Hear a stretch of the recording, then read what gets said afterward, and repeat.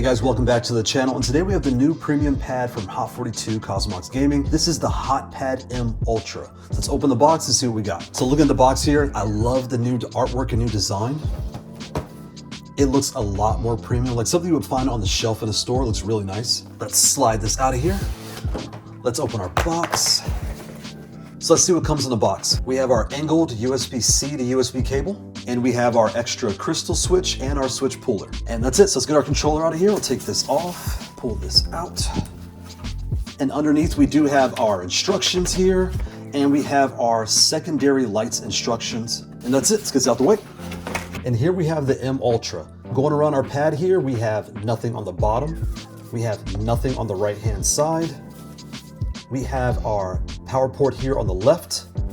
We have our other power port here on the top and our pass-through port right here on the top. And we go across the top, we have our new styled action buttons here. We also have our tournament lock switch. So now if you're in a tournament, you can lock all the home rows so you don't accidentally press home or start and get disqualified. You can turn that off and on. And then here we have our custom lights feature, which goes around the ring of the controller. So you have your independent lights on the buttons as well as your lights here around the body. So when you're using this controller, you have your light switch right here. If you pull it down, it'll turn the lights off. When you put it up, they come back on. So a nice new feature with this pad, it's running a custom version of GP2040 CE, and it has two light sessions. It has the button lights and the side lights. You can control your button lights just like every other GP2040 CE controller by holding start and back and pressing button 1 or button 3. You can scroll through the different options. And with their custom firmware, if you hold down start and press Y or B, you can raise and lower the lights. By pressing start and left bumper, you can change the patterns. And by holding start and pressing left trigger, you can turn your lights off and on, as well as using the switch here on the top. And you can hold start and press right bumper and right trigger and cycle through the different colors up and down. You'll find all the color options right here in the card that comes in the box. This will teach you how to cycle through all the different colors and lights on your pad. So when you look at my controller, I installed the new shadow hunting switches on my main directionals, my main inputs. I do not use these edge buttons, so I did not install those. That's why they're so bright. Those are the crystal switches. So if you're on the fence and you like your lights bright, you can see how bright the crystals are compared to the shadow hunting switches. So how do you connect to your console? If you're on Xbox, you'll have the Brooks XB3. You'll have the Mayflash Magic X, and you'll have the Mayflash Xbox One booter. If you're on PS5, you'll have the Brooks Wingman FGC. You'll have the Mayflash Magic S Ultimate. You have the AllFightSticks.com booter, the Mayflash Magic Boot for PS4, and the Haute42 COSMOX Booter 5. So you'll take your power plug, put it in the top or the side, take your USB port, plug it into your adapter, connect to your console, press home, press start, and you'll be all set. This controller does have a pass-through port here on the top. You can take your power, connect to the top or the side, your other end, connect to your console, press home, press start, and you'll be all set. And if you're on PS5, there is the Brooks Wingman FGC2. This adapter will not work in the pass-through port as of the time it's recording. You will have to connect to the end of your cord, connect to your controller, to your console, press home, press start, and you'll be all set. Next, we have the paper test. What is the paper test? You take a standard piece of American printer paper. This is 8.5 by 11. You're gonna turn it sideways. And when you lay it on top of the controller here and put it underneath, you can see this controller is shorter than the width of a piece of paper by one adapter and not as wide by the width of one adapter. So why would you do this? If you're at home and you're wondering how big it is, put this paper on your lap or on a desk and play just like this, and that'll give you a good clue of what this will feel like in person. So as a new controller in the Haute42 lineup, what makes this pad special? Well, this is something a lot of people have been waiting for. A lot of people love the Haute42 S controller. This small pad here with the small buttons all across with the one large on the bottom, but the concern is this is really compact and small. If you like this, it's built really well, it's acrylic, but if you're on the go, this is perfect. But when you're home, it's very hard to put this on your lap and play with different materials. Whereas when it comes to this, you now have your large S. Not only that, it's also premium. It's metal, it's nice and cold. It's wintertime here. It's nice and cold and premium feeling. Everything feels very well put together. And it feels just like the M Plus, just with smaller buttons and one large here on the bottom. Why they called it Ultra, I don't really know. I kind of wish this would have been called the N or something new, because this does not fall in line with the M. So if you have an M or an M Plus now, this is its own thing. These are, again, are all small buttons, and the layout is that of the S. with the large button here in the bottom. So if you've been waiting for that feel of all smalls with a larger body, you found it. Buy this now, you found what you've been looking for. If you have the M Plus and you like that feel of the larger buttons and large spacing, then you're all set. But this is really nice where now they can accommodate two audiences that want that premium metal feel and the large body, but with the larger buttons for the M Plus and the smaller buttons for the M Ultra.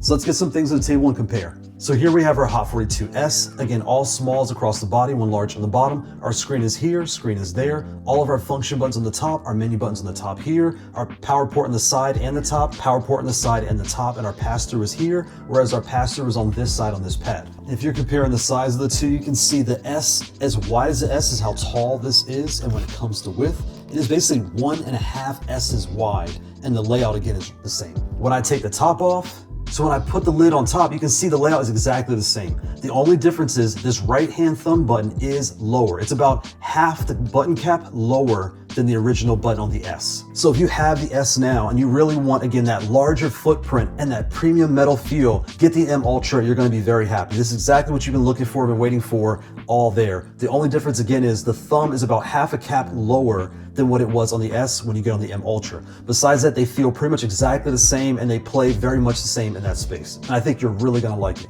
Next, we have the M Lite. So when you compare the two, they both have their menus on top, the screen here on the top. They both have the dual lights, so lights on the buttons and lights on the rails. They both have their power and pass-through on the top, but this has nothing on the side, nothing on the bottom, nothing on this side, and this has two power ports, and that does matter because the first thing to break on any controller is your USB-C port. Here you get two, just like the Model S. And when it comes to layout, you can see that they are basically the same layout. The only difference again is the M Lite is just like the S. The right switch here is about half a button lower on the Ultra than it is on the M Lite and the S. So when you're comparing these two, you're really asking yourself, one, do I like this beautiful gold color? This gold is so nice in person, but do I really want the smaller form factor and a premium body, or do I want the smaller form factor and a large premium body? And that's how you compare these two. And here we have the M and the M Ultra. You can see the M is not as wide by about 3 adapters and not as tall by roughly 2 adapters.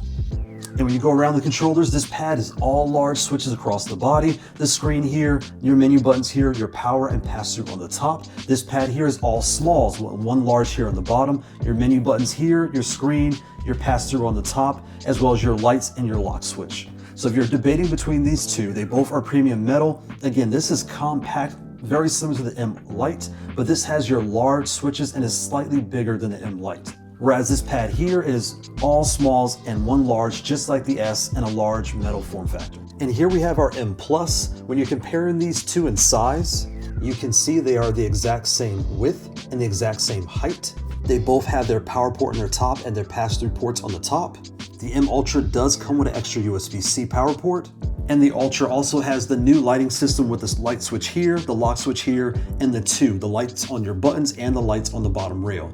So when you're comparing the layouts between the two, again, this is all large buttons across the whole body. These are all smalls, one large on the bottom. Here I have a T lid, and you can see the T is exact same layout as the M Plus.